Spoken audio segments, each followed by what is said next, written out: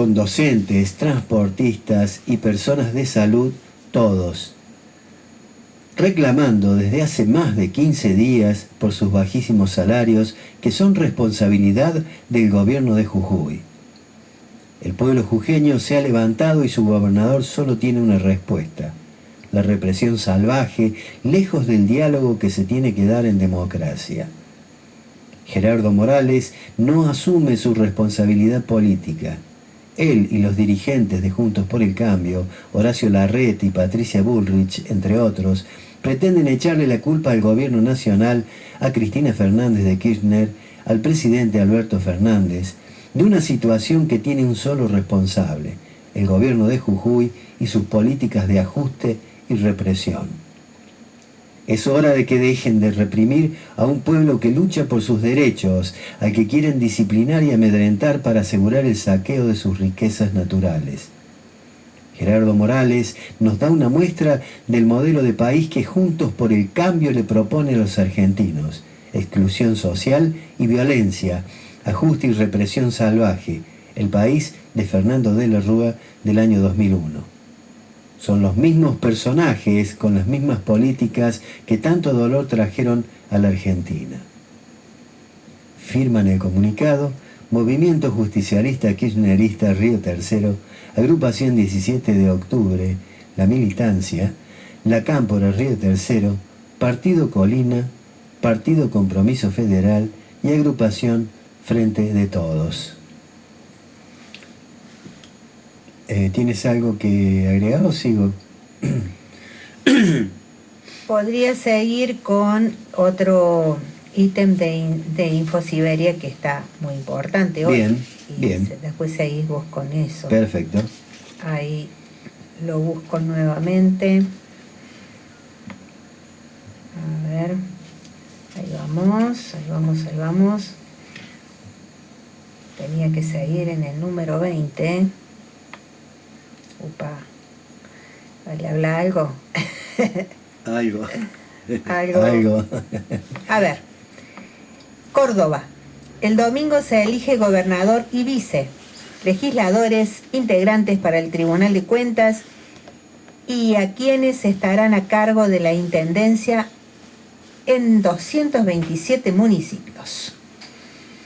El candidato a gobernador del oficialista Hacemos Unidos por Córdoba, Martín Yarlora, quien es impulsado por el actual mandatario Juan Schiaretti, cerró su campaña en la Plaza de la Música de la capital provincial. Voy a pedir al ejército que nos ayude a combatir a los narcotraficantes, destacó, y también prometió que usará las picanas Taser, a las que llamó armas no letales. Dicen que Córdoba parece un país distinto y nos llena de orgullo, agregó. El candidato a gobernador de Creo en Córdoba de Todos, la versión local de Unión por la Patria, Federico Alessandri, cerró la campaña en el Club Unión Eléctrica de la capital provincial con críticas a quienes tienen el libreto de la Fundación Mediterránea, en referencia al discurso neoliberal de Hacemos Unidos por Córdoba y de Juntos por el Cambio. Nosotros ya triunfamos porque hemos generado una herramienta política que va a defender las causas sociales y que va a transformar considerablemente la calidad de vida de cada uno de los cordobeses y cordobesas, resaltó. Luis Juez, de Juntos por el Cambio, cerró la campaña a la gobernación en el espacio Quality, en la capital de la provincia. Conmigo no pudieron nunca en 40 años de política, jamás me arrodillé al poder y no lo voy a hacer ahora que voy a ser gobernador de Córdoba, resaltó.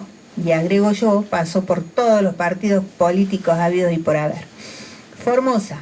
La Corte Suprema habilitó, de hecho, al gobernador Gildo Insfrán a competir el próximo domingo por la renovación de su mandato.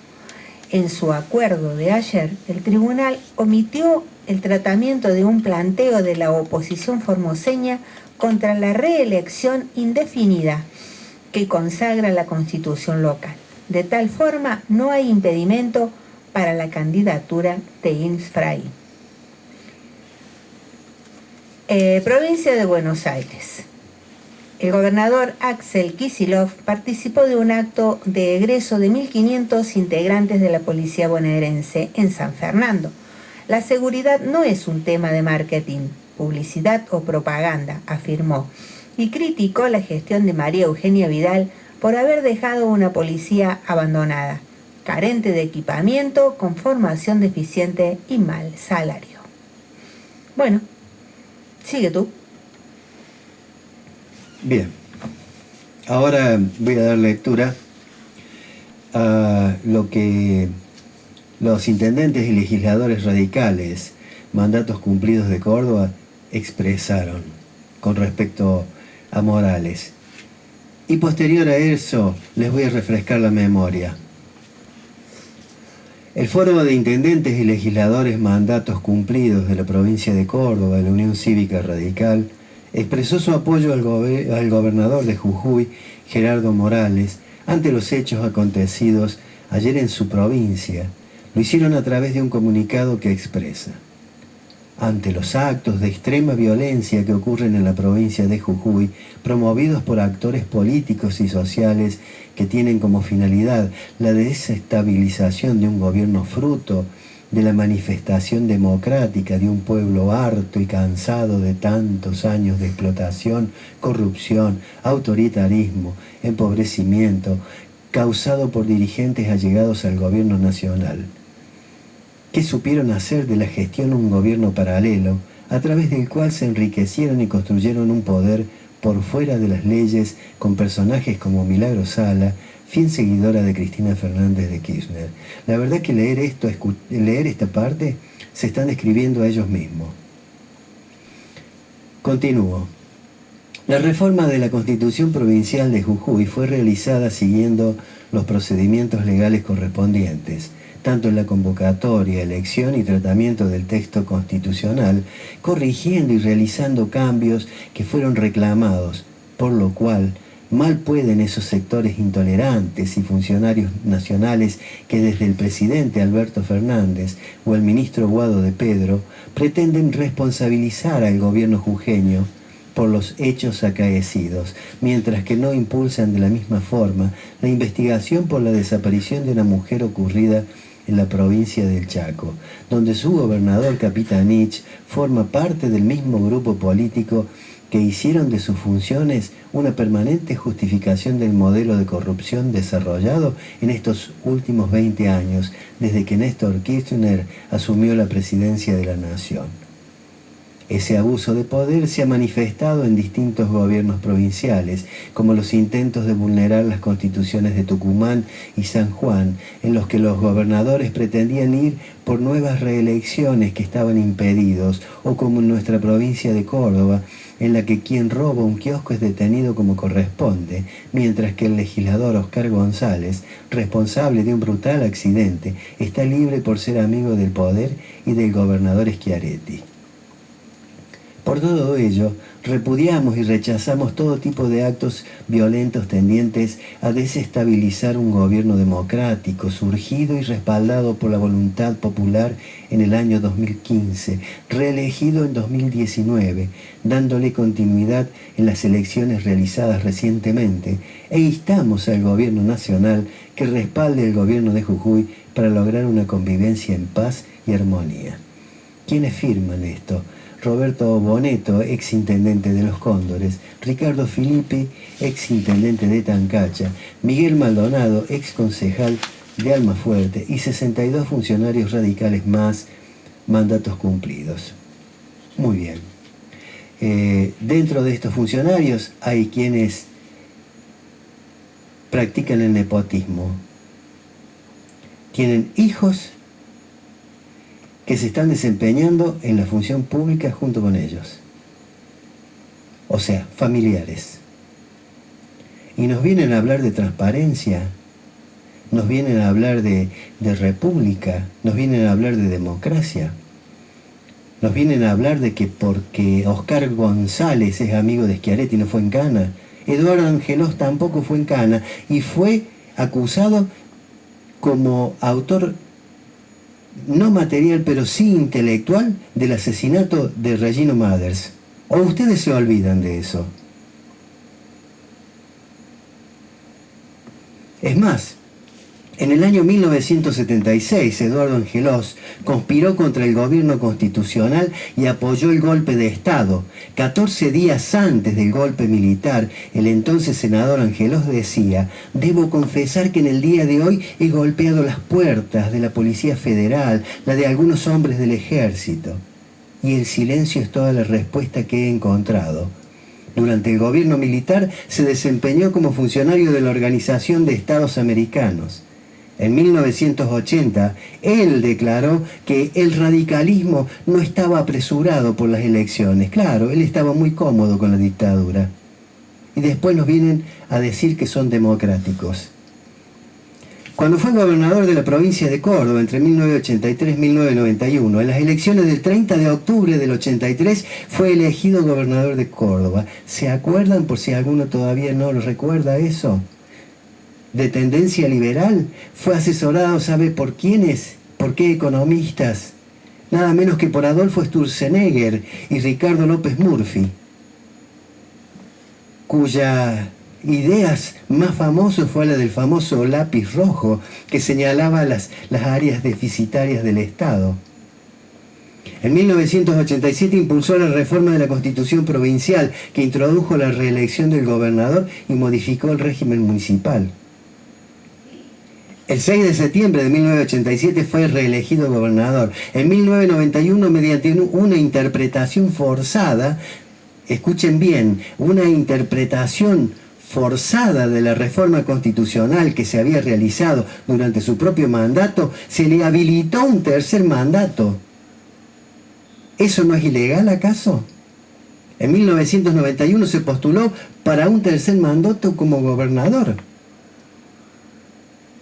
El 6 de septiembre de 1991 había sido asesinado el ex decano de la Facultad Regional Córdoba de la Universidad Tecnológica Nacional, ex senador y directivo de EPEC, Regino Mathers. La abogada de la familia Mathers denunció al ex vicegobernador y diputado nacional Mario Negri, otro caradura, otro delincuente, al fiscal general Miguel Ortiz Pellegrini por no haber dado curso a una denuncia pública sobre supuestos ilícitos en EPEC, Empresa Provincial de Energía de Córdoba, y a Angelós como supuesto autor intelectual del crimen. La justicia desestimó la denuncia, claro, porque era amigo del poder. En el caso de Negri no hubo pruebas que lo vincularan al caso. Angelós declaró en el juicio, pero nunca fue imputado. En un primer juicio fue condenado Hugo Síntora por ser autor directo y en un segundo juicio fue imputado el exdiputado provincial radical Luis Medina Allende. En el año 2008, la justicia absolvió a Medina Allende, quien había afirmado que el gobernador viajaba en aviones del empresario Alfredo Yabrán. ¿Se acuerdan de Yabrán? Ese que fue asesinado, supuestamente, y que prestó 28 millones de dólares a la provincia en 1995, y que Héctor Colela fue asesor provincial y que su gobierno recibió préstamos de Yabrán y de viajar regularmente en aviones de la empresa de taxis aéreos Lanol del empresario. ¿No se acuerdan de eso? En 1992 Angelós se propuso avanzar en la privatización de EPEC, intentando concesionar la explotación de las centrales de generación eléctrica de Capital y de Pilar, con la empresa CAT, Centro de Actividades Termomecánicas. Frente a la avanzada privatista, los trabajadores de Luz y Fuerza de Córdoba y de Villa María denunciaron públicamente las irregularidades en los pliegos de licitación. ¿Tampoco se enteraron de eso? La tercera administración consecutiva de Angelós atravesaba una doble crisis, por un lado financiera y por otro por escándalos de corrupción interna. Antes de terminar su mandato y en medio de agudas protestas sociales y conflictos gremiales que incluyeron la quema de la tradicional Casa Radical, deja anticipadamente el gobierno en manos de Ramón Bautista Mestre el 12 de julio del 95, quien había ganado la elección general en mayo de ese año. Culpó a su coprovinciano. En 1996 fue denunciado por Marcelo Tobriño por enriquecimiento ilícito, quien además solicitó que Angelós perdiera sus fueros para poder ir a la cárcel. El 22 de febrero del 96, el fiscal Carlos Ferrer promovió acción penal contra el ex gobernador, sus 2 hijos varones, su yerno, un grupo de allegados y exfuncionarios por presuntas irregularidades en el ejercicio de sus funciones públicas, en lo que se conoció popularmente como el megaproceso del Banco Social. El Banco Social desapareció. Acá en Río Tercero mismo hay gente que sacó créditos en esa época del Banco Social y que nunca los pagó. La Fiscalía le atribuyó toda la ingeniería jurídica para sustraer fondos provinciales que terminó tras la investigación del fiscal y del juez en la imputación del ex gobernador y de otras 14 personas. Como ven, ustedes tampoco son trigo limpio y vienen ahora a querernos hacer creer de que son carmelitas descalzas. La noche del 6 de septiembre de 1991, el ex senador Regino Madres, decano de la Facultad Regional de Córdoba de la Universidad Tecnológica Nacional y directivo de EPEC, denunció los ilícitos que se cometían en EPEC.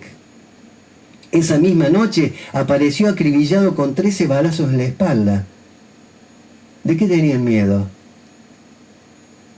¿Se iba a descubrir que eran una manga de choros? ¿Que se estaban llevando puesto el Estado? Según posteriores investigaciones, Maders estaba dispuesto a entregar una serie de carpetas, expedientes y documentación sobre diferentes ilícitos que estaba investigando y que apuntaba directamente contra el corazón de la Administración Radical de Córdoba. Allí había denuncias sobre narcotráfico, lavado de divisas, venta de bebés y los ilícitos de la EPEC. ¿No se acuerdan de eso? En los que había pruebas importantes. Dicha documentación desapareció de su oficina por arte de magia en la misma noche del asesinato, cuando un apagón se produjo, insospechadamente.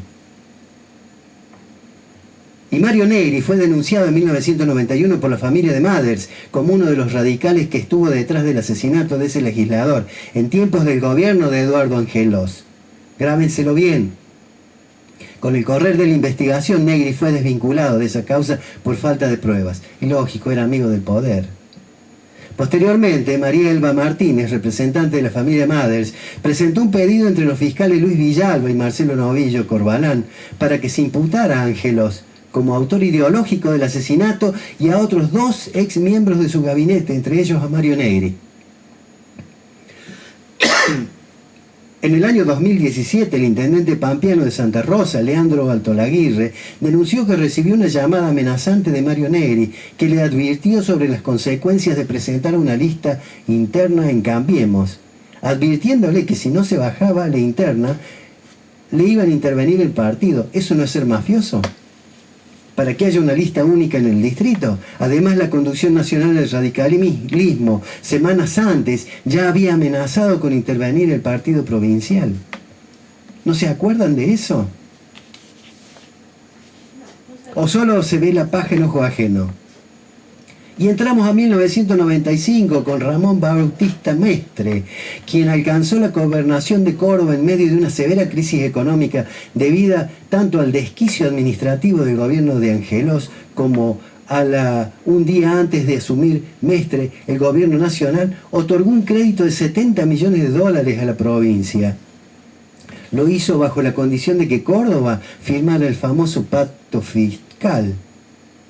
Por la falta de cumplimiento de este pacto, sobre todo en las privatizaciones, Córdoba acumuló un déficit de $1.200 millones, que ¿quiénes lo terminaron de pagar o lo están pagando hasta el día de hoy? El pueblo cordobés. Recuérdenlo, no se lo olviden. Son tan o más delincuentes que los otros. En su primer día de gobierno, Mestre envió a la legislatura local 2 proyectos de ajustes más severos que el sostenido por su predecesor radical Angelós. El plan estableció una quita del 30% en los salarios de los empleados estatales y una reducción del horario laboral del 40%. También se emitieron bonos por $800 millones para cancelar salarios y jubilaciones impagas y deudas con proveedores y contratistas. Durante su gestión de gobierno, Córdoba asistió el 25 de agosto del 96 a la mayor manifestación de protesta sindical desde el regreso de la democracia, cuando 50.000 personas marcharon por la capital mediterránea en contra de la reforma educativa que Mestre intentó imponer y luego se vio obligado a replantear. No obstante, logró imponer una de las medidas más resistidas por el sector docente, el famoso presentismo. En 1995, por medio de un decreto, el 1777 de 1995, reformó el sistema previsional, se recalculó el 82% móvil y provocó un recorte de alrededor de 18% en los saberes. Hubo una avalancha de juicios que llegaron incluso hasta la Corte Suprema de Justicia. En el año 2007, la Corte declaró inconstitucional el decreto 1777. La provincia restituyó el 82% móvil, o sea, el pueblo restituyó el 82% móvil, porque de los funcionarios no salió ese dinero, salió del pueblo como sale todo. Y después nos quieren hacer creer de que el Estado es deficitario. Los deficitarios son los que se meten en el Estado para llenarse los bolsillos. Fue nombrado interventor federal en Corrientes, en el gobierno de Fernando de la Rúa, una provincia sumida en una crisis social y económica que atravesaba la población. ¿Se acuerdan? ¿O también se han olvidado de eso? La mayor parte de ellas trabajadores del Estado, a los que se les adeudaban 3 meses de sueldo y el medio aguinaldo de diciembre del año 1998. Asumió su tarea en esas condiciones y estableció un severo programa de ajuste financiero similar a las medidas impulsadas en Córdoba. Claro, total. Él no pasaba hambre, sí el pueblo. Se intentó paliar la crisis económica que atravesaba la provincia con la emisión de certificados de cancelación de obligaciones, que fueron conocidos vulgarmente como bonos Secacor. Algo así parecido como decir se cagó. Se cagó en la gente. Esta solución le terminaría generando un daño irreparable a las arcas de la provincia. ¿Y se hicieron cargo? No. Juan Pueblo y Doña Rosa tuvieron que volver a poner plata. Su participación al frente de la denominada intervención cordobesa soportó severos cuestionamientos de corrupción. Incluso el dirigente radical cordobés y ahijado político de Mestre, Oscar Aguad, quien fue procesado por los hechos de corrupción de la intervención federal de esos años. Se patinó 60 millones de dólares. Cuando le preguntaron alguna vez los medios periodísticos, dijo que no sabía que se hicieron. Y no, o sea, con la mano derecha se los guardó en el bolsillo derecho y la mano izquierda, como tenía el resto de su cuerpo del otro lado, no pudo ver que lo metió en el bolsillo de la mano derecha de él. ¿Y le hicieron algo? Dejaron pasar el tiempo y prescribió la causa. Si mal no recuerdo, allá por el año 2013. Y sigo. Ahora le toca el turno a Ramón Javier Mestre.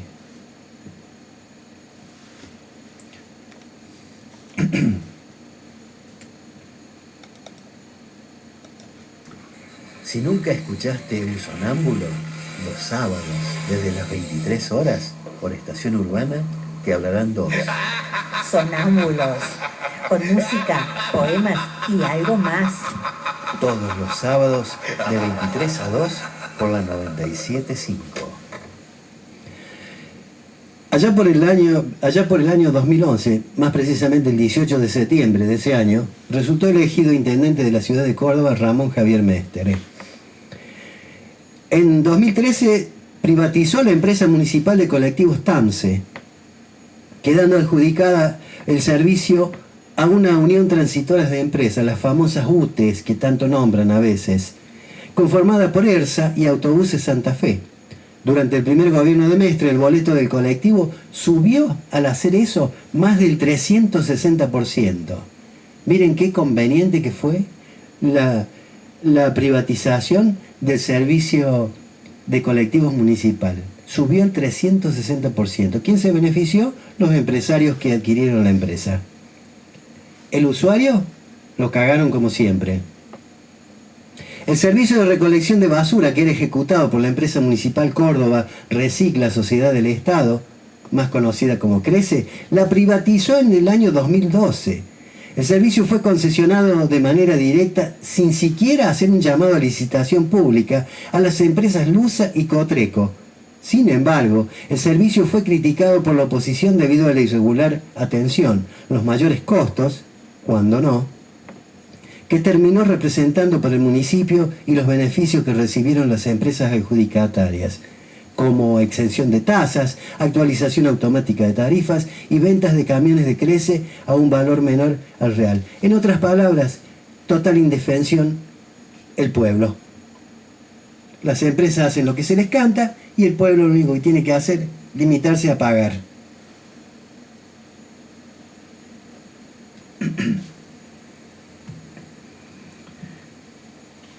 El servicio fue concesionado, como dije, de manera directa.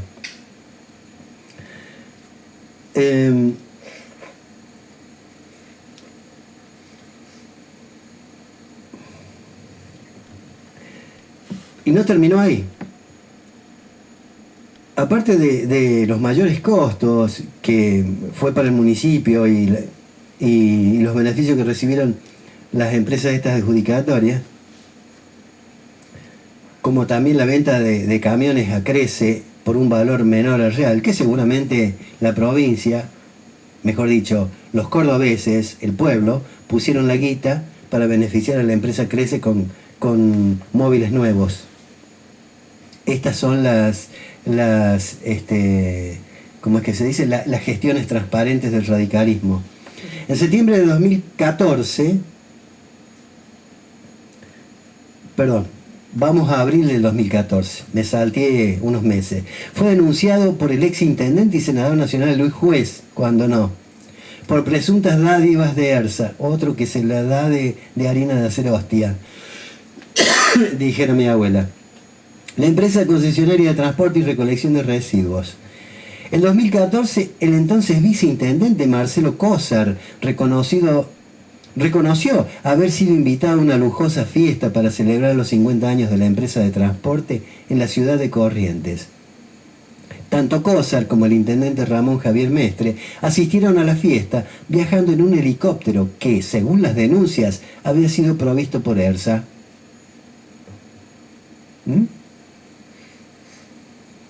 ¿Les suena conocido? Criaturitas de... Macri viajaba en los aviones de Luis. En septiembre de 2014 fue nuevamente denunciado por el concejal del Frente Cívico y Social Daniel Juez, hermano de Luis Juez. Bueno, los dos cortados por la misma tijera. ¿Qué hay que hacer? Así me prendo, no me dejen afuera. Quien lo acusó de irregularidades en la asignación de los subsidios al transporte. Quedó imputado por defraudación a la administración pública por la Justicia Federal de Córdoba. No pasó nada. Asumió un segundo mandato, lógico, amigo del poder. Para este segundo mandato, el intendente planteó 400 metas para gobernar desglosadas en 4 lineamientos. Creo viene el caso que me ponga a enumerarlas. Desde su asunción en la Municipalidad de Córdoba, lidió con un deficiente funcionamiento de la estación depuradora de aguas residuales, la famosa EDAR, de Bajo Grande, lo cual concluyó luego de 7 años de deficiencia y volcamientos de aguas defectuosamente tratadas al cauce del río Suquía, el cual desemboca en la Laguna Mar Chiquita. A la imputación de 7 de sus funcionarios municipales por contaminación y el no cumplimiento de la ley 24.051 de residuos peligrosos. O sea que tiraban en cualquier lado las cosas. Calculo que si son residuos peligrosos deben haber sido residuos patógenos que sacan de los hospitales, las clínicas, los sanatorios, y los tiraban en la vía pública. O mejor dicho, en las afueras de la ciudad, en algún barrio de gente pobre. Donde viven los pobres. Exacto, porque total, los negros aguantan cualquier cosa.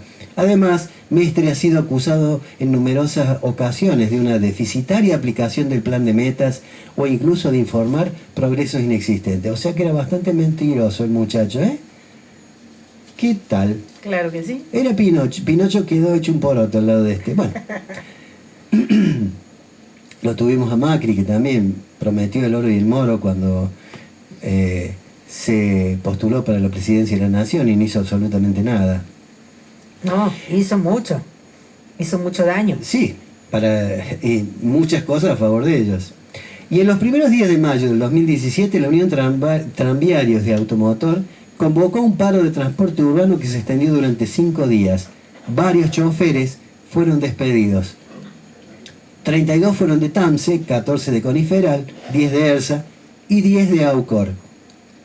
A raíz del paro, Mestre decretó que los colectivos tuviesen custodia de Gendarmería Nacional y de efectivos de la Policía Federal y Provincial. Acá ya se estaba pareciendo a Gerardo Morales.